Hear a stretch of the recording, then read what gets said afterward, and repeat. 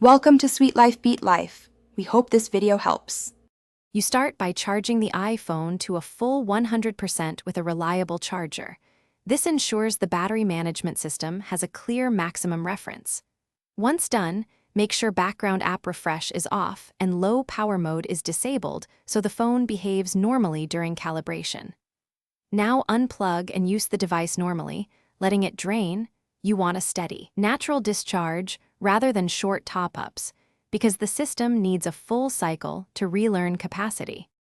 Next, keep using the phone until it shuts itself off from an empty battery, which forces the system to record a true zero.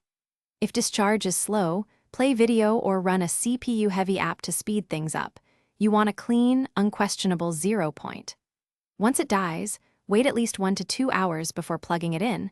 This allows the battery to settle and prevents false calibration caused by residual charge or quick retries.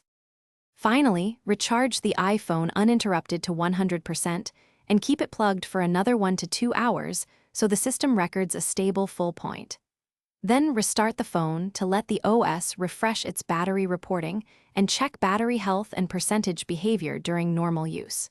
If readings remain erratic, try resetting all settings to clear software misreports. If that fails, contact Apple or a certified.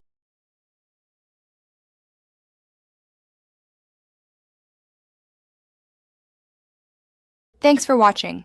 Consider subscribing if we helped you.